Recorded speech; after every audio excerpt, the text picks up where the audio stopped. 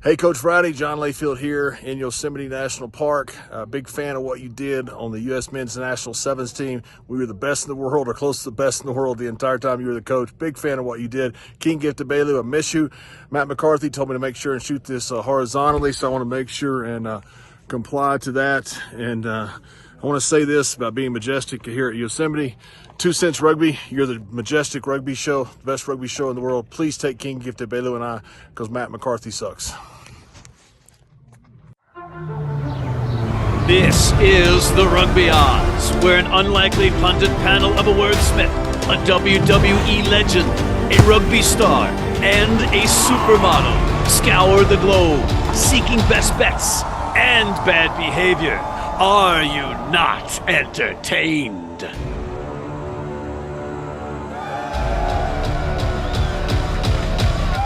Oh yeah, oh snap. You are spot on with your applause because we have a tremendous show for you this week. Look in the sponsor opportunity green room. You'll see WWE Hall of Famer turned rugby advocate John Bradshaw Layfield. He's not here. No. In his place is Sevens czar Mike Friday. We have beside him Gift Egbelu, the inventor of words, plus disenfranchised Sevens czar Steve Lewis, fresh in from Glasgow, and from Dublin, Irish rugby legend George Hook. And just look at that Your Company name here, Slate, and you'll see we've got a really exciting show. Gift, we have a new guest in the place of John Bradshaw Layfield, and it's none other than Mike Friday. Yes, we do. Yes, we do. And look. I already know beforehand. You already know I've made criticisms and all that. Just know I love everything that you've been able to do, even through the criticism. I still love what has been done. You at least improved the programming. Though I wish it was replacing Matt at this point because I got to take in for JBL. Bring up that draw in the Olympics that you want to talk about. Yes, let's go.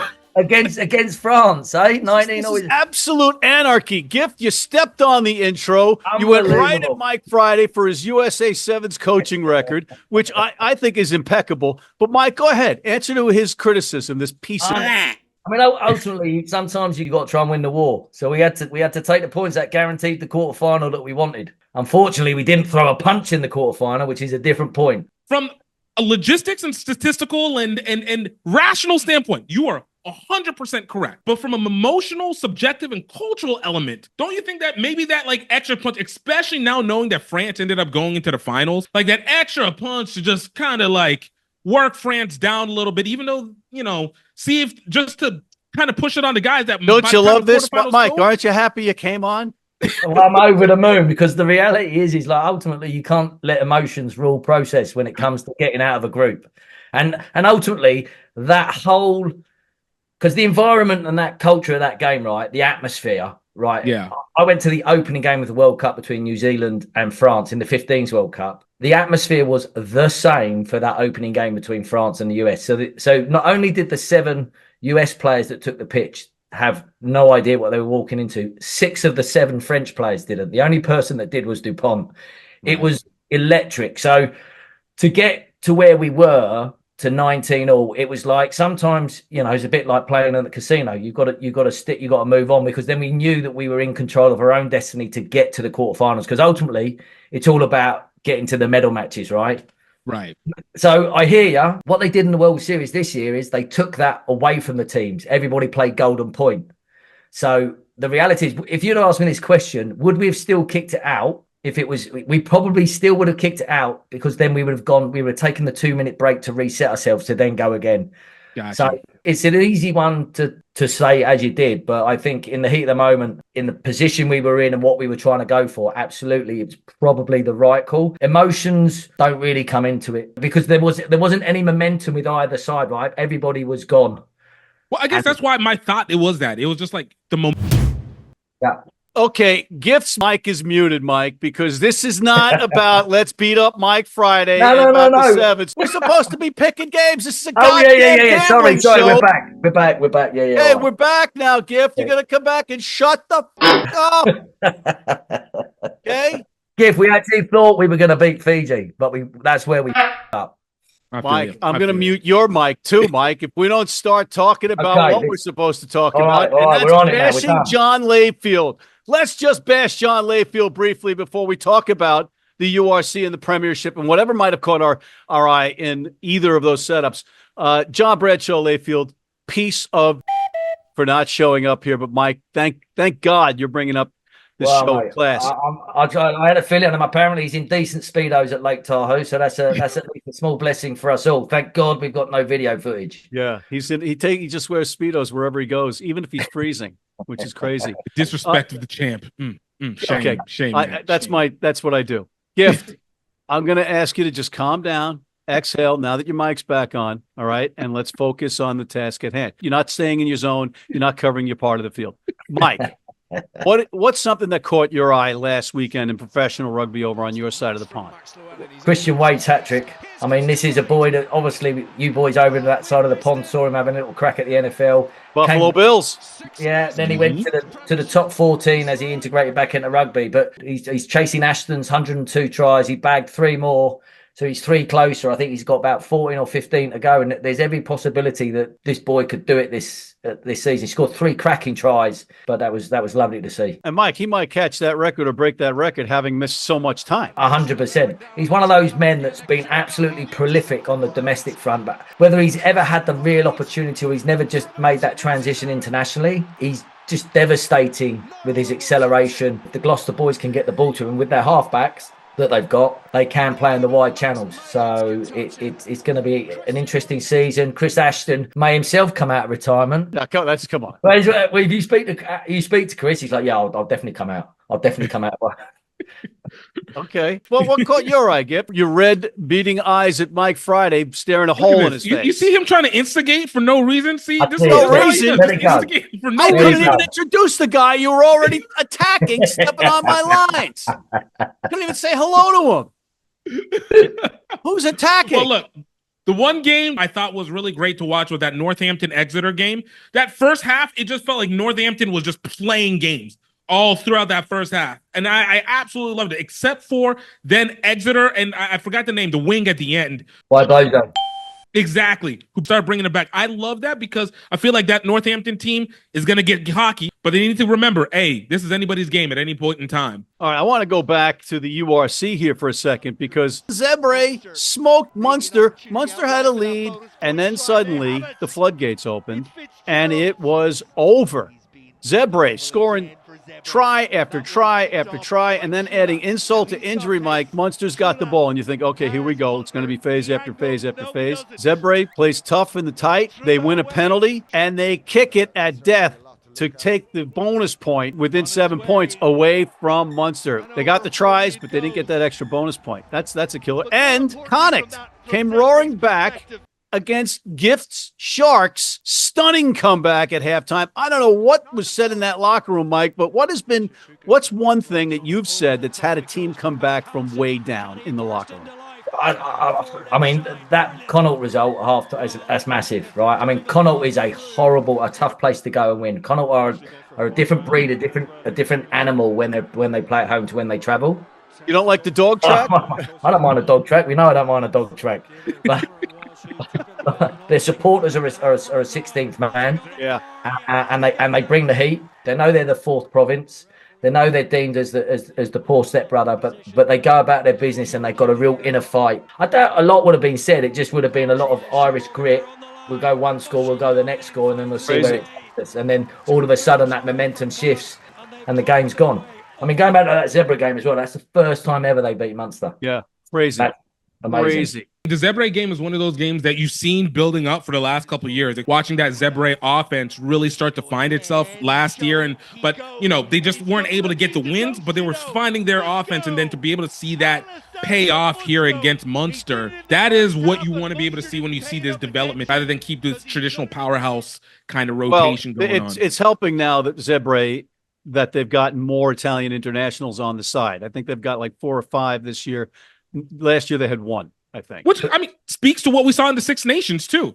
The under-20 program in Italy is that they've been doing the last 4 or 5 years is coming to fruition. That's why we're seeing these young, hungry Zebra players coming through, and likewise at Benetton, where there's more seasoned internationals. They got no fear, right? So they play with the underdog mentality. They don't know that losing tradition. 100%, and long may it continue because then that just only makes it more competitive. All right, just briefly, guys, just briefly.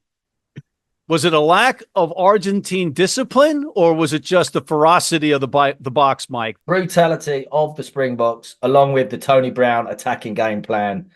And it's starting to come together, which is worrying for the rest of us. And Mike, as a coach, what do you think of this Pablo Matara? I'm butchering his name, but he's a world-class player. He gets a yellow. As he's about to come in after the sin bin is over, they bump it up to a red. It takes 10 minutes for them to do that. So he's standing, waiting to come in, and now they change it to a red, so he has to sit back down. The rules are the bunker's got 10 minutes. So if they were looking at it in all angles to try and make sure it stayed as a yellow, rather than set a precedent where actually it would have caused issues further down the line. Player welfare has to come first, whether we like it or not. I know he's a physical animal and he's a beast, but he's got to do better on the self-discipline. Yeah, he didn't help the team's causes at all and coming in, and he's got to know better than that. All right, we got to take a break. You guys are going to hang around. We're going to bring in George and Steve. We'll be back. If you're in New York City and want to watch some great rugby, have some great food, and some great times, go to the world's best rugby pub, the Pig and Whistle on West 36th Street.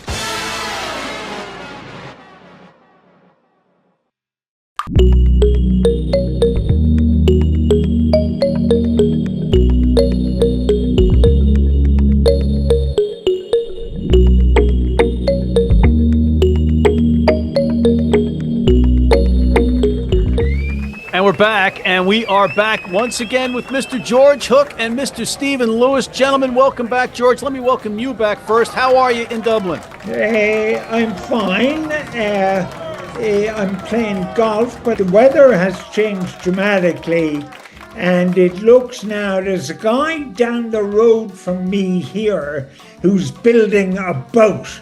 And I noticed that dogs and cats and lions and tigers are going in 2 by 2. Cats and rats and elephants and long-eared geese? I'm not sure what this indicates, to be honest. The apocalypse. Stephen, you said the apocalypse, but you're here. It's a miracle that you're here because you just flew in from Glasgow, and boy, your arms must be tired. That's true. That's true. Yes, I was a flying visit to my native land, the old sod, the other old sod, the Co-Optimists. It was a centenary dinner. The Sevens team that you're involved with, right? No. It's the sort of invitational team. Great. Well, we're going to move along. We don't have time to talk about this. George, pigs must be flying, snowballs in hell. The New York Mets going to the playoffs. Zebre beat your boys, the Munster men, in Zebre for the first time in history. What is the repercussion of this as far as Munster and Roundtree are concerned? It was kind of half a surprise. The Zebre winning was obviously a huge surprise. They had never won in 15 years, so it's a surprise in that context. But last week, Munster were terrible, but they managed to sneak a victory over Connacht. So Munster are playing badly. I would think Graham Roundtree, I don't know why we have an Englishman coach of Munster anyway, but we let that pass. He might be on a short leash, and therefore this weekend is pretty crucial for him. If they don't come up, not with a win, but the manner of which they win, then serious questions are going to be asked, I think. On the other hand, Connacht are looking as good as I have seen them. They're very impressive. Ulster must win, I think, this weekend. You know, the South African teams, I can't understand it, to be honest. Like, half of them are good and half of them are terrible. Well, it's because the Springboks aren't there for the most part. Well, that's probably true. But it's a big country. It's got a lot of players. Like, there's more people in Rhode Island than there are in Ireland. Nobody's eyes are going to well up for Irish rugby, okay, or the plight of Munster. But is Roundtree going to get through the season? And is this match against Ospreys at home that imperative that they win? It is. And Munster at home is a very special occasion. Thomond Park is a very special place. They'd fill it no matter who Munster were playing. If the crowd start to tail off and Munster play badly, and something's going to happen. So they'll fill the stadium this weekend, you think, for Ospreys? Yeah. I mean, they must aren't terminal just yet. All right, Stephen. I know that you could just you're so transparent looking at you while George is talking because you're thinking about Glasgow went into Munster. I wasn't actually. I was going to say Thomond Park special place coach there, but the natives are turning when they're booing kicks because that's not their thing. They will beat Ospreys. They will respond. I don't think Roundtree's reign is in threat over one bad result, but things ain't what they used to be. I mean, losing to Zebre, who were by a long way the poorest team in the URC for the last 4 or 5 years, is an interesting result. I see it as a wake-up call. I don't see Munster as tanking. I think they're going to be as strong as everybody else at the end of the tournament. Let's talk about Glasgow. At home, their home opener, unfurling the banner, so to speak, and they win by a large margin. But they would beat a Benetton team that was down to 12 players at one point. And Stephen, I know that you have this long-standing love-hate relationship with referees. What do you make of this if you're the Benetton coaching staff? No, I have a love relationship with competent referees. And anyone that you don't agree with is incompetent. Correct. The red card was absolutely warranted. Disgusting on Hastings. Head high from a second row. And actually, it brings a point. When people talk about this 20-minute red card thing, that's the kind of red card that your team should play a man down for, whether it was the first minute or the last minute. So Benetton were indisciplined. Glasgow were still beating them well, left points on the table. So the Benetton coaches have nothing to complain about. Their team underperformed, indisciplined, sort that out. I hear you. But you're a whole different animal when you're on the losing end. That's for sure. George, Johnny Sexton's got a book? Well, the first thing is it's definitely written by Johnny Sexton. And I think the ghostwriter really only had to transcribe Sexton's thoughts. If you dislike Johnny Sexton, this book will reinforce all your prejudice, which it did for me. If you love Johnny Sexton, it will make you love him even more, as my grandson told me today. Just very quickly, talking about Lions tours, Sexton to be dismissing the whole idea that there should be bonding on Lions tours just demonstrates that he doesn't know the first thing about Lions tours and its traditions. And Lions tours should be stopped forthwith because they don't fit in with the professional ideal. To talk about he hates Ron Nogara, so when he takes a place kick, he thinks the ball is Ron Nogara's head, and it helps him to kick it all the better. I'm starting to like him now. Typical Sexton, I actually am not a fan of Lions, so that's for another show, but we could develop that later. Okay, briefly, Stephen, does Edinburgh have to win in Johannesburg versus the Lions, or will their season be over? No, it's week 3. Yeah, but they'd be 0-3. They'd be 0-3, still make the playoffs from 0-3. They got overhauled by the Bulls. They got plenty of talent. They'll be top 8 at the end of the year. I watched that match against the Bulls, and it was Edinburgh's to win, certainly. Guys, we're basically out of time, but I wanted you to give me your picks of the week in the URC. The only pick in the URC is Zebre. Stephen? Ulster, I'd be surprised. Gentlemen, unfortunately, we're out of time. Thank you both, Mr. Steve Lewis and Mr. George Hook. We'll be right back. From New York City comes America's longest running and most popular rugby show. The biggest names in Major League Rugby, MLR highlights, and big match previews. Rugby Wrap-Up presents MLR Weekly, made in New York City. Hey, U.S. fans, you can tune into every match live on Flow Rugby. How do we know that? Because we're on there all the time. And we're back once again with King Gift Egbelu and Mike Friday. Gentlemen, we got off the rails a little bit in that first segment and forgot to bring up the very cool WXV1. Gift, on this program last week, you picked the Americans to get beaten by at least 35 points. Then you watched what you said on the show. You looked at the roster and you changed your mind and you said, no, that's not going to happen. How'd that work out for you, Gift? I regret nothing, all right? Because you know why? I didn't realize that England was suddenly just going to decide to pick up and just bring their whole first squad off the bench. I didn't realize it was basically second squad on the field for the first half. So in essence, you didn't do your research. You didn't do your due diligence. Because for 60 minutes, it was, I mean, not close, but it was a good, solid game. It was better than what would have been expected because bringing in like a Cheddar and Elef Kelter, which was clearly a game changer against the English, I genuinely thought that this was a better positioning that they could have. All right, England Mike, is number one in the world. Aside, Mike, what was your assessment of that match? I mean, I think you got to remember that England didn't start their captain and a couple of the players as well. So they rotated, gave some young players some game time. But the gap is big between those two nations, and USA have got to. I think they made some real steps forward, as Gift's talked about, bringing in 11 people like that to give them some real shape in their attacking game. So USA has the athletic ability to be up there and competing. Let's remember, New Zealand and England have been out in front.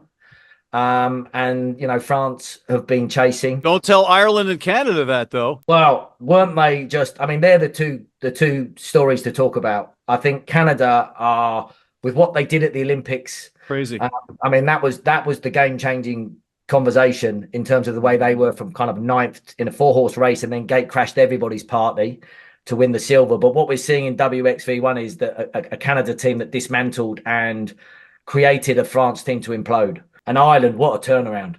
Wow. Disarray 2 years ago. Yeah, I mean, they changed it. They've got brand new coaching team, some experienced backup coaches in Stinson from kicking, Alex Codling in the forwards. That was a fantastic and formidable result. All right, and let's talk about results, changing gears. This is the best segue of segues. Results, picking games on the rugby odds. So let's look at the URC first. Gift? First and foremost, man, you got to give a lot of props to the Bulls. I love what they do. They continue to win when it matters most. Minus 12.5. I think they're starting to power it up.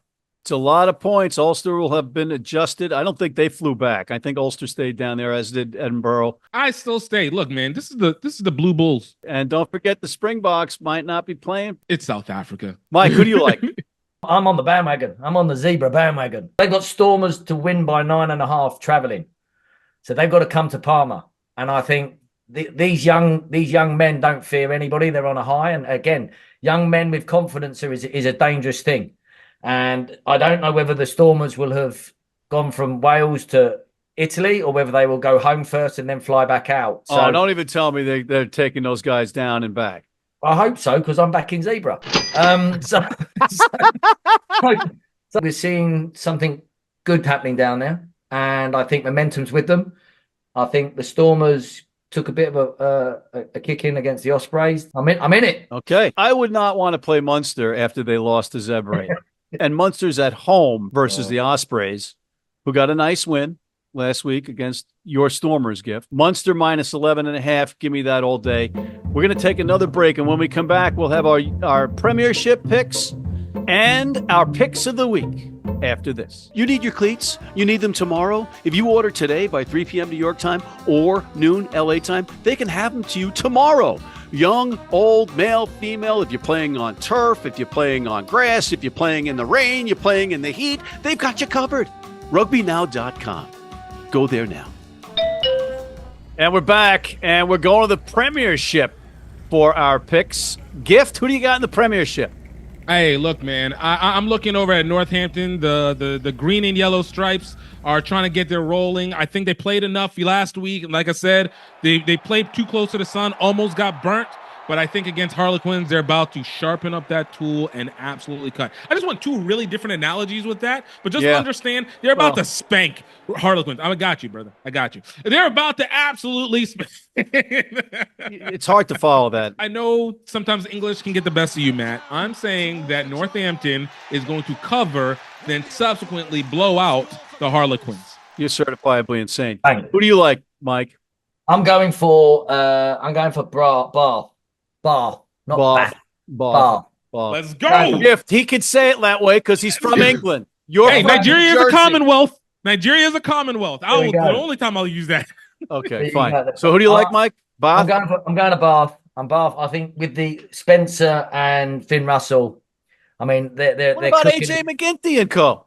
Yeah, they're cooking as a half-back pairing, and they've got a decent pack that's causing havoc, and they're unleashing their backs. And Bristol, I think confidence is low. They blew the game against Gloucester.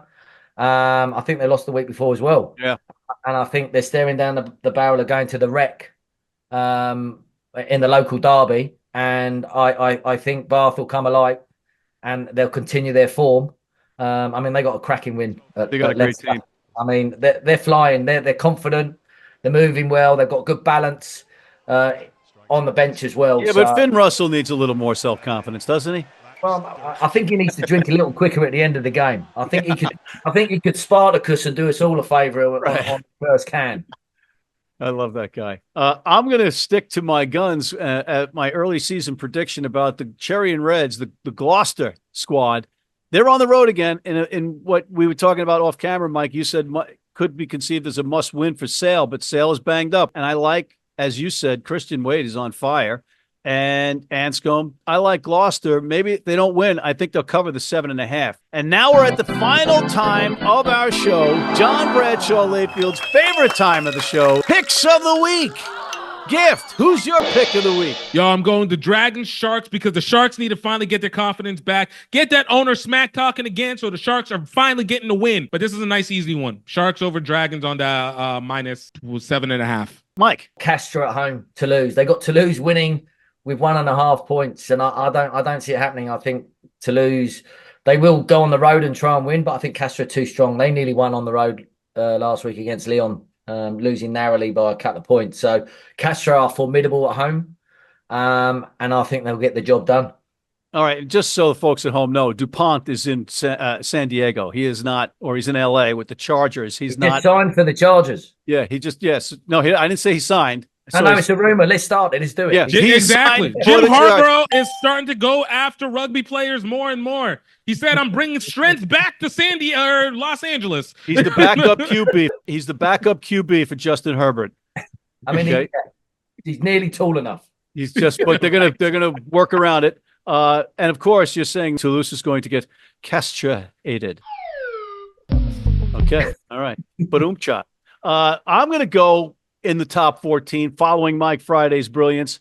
I think Van, who is up from promotion relegation this year, is hosting Racing, who absolutely have to win, and it's a point. It's a half a point, rather, spread. Racing giving a half point. Racing has to win this game. Owen Farrell will start eating his teammates' faces off if they don't win this match. They have to win. Van is low-key like the Cowboys of top 14. Just spend a whole lot of money to get a whole lot of nothing. And they kind of wear powder blue. They're not letting their top man kick. They got to let Farrell kick up. They got to follow Faz. Follow Faz. And on that note, we are out of time. I want to thank Mr. Mike Friday for filling in for John Bradshaw Layfield, King Gift Egbelu, the inventor of words, George Hook, the Irish rugby pundit, and Steve Lewis, who's been displaced as the Sevens are by Mike Friday. And thank you for tuning in. Please check out our other shows. Hit that subscribe button on YouTube. Sign up for our weekly newsletter. Tell your friends about us. And please join our American Red Cross blood donor team. The disrespect of the champ is unnecessary, Matt. Unnecessary. All right.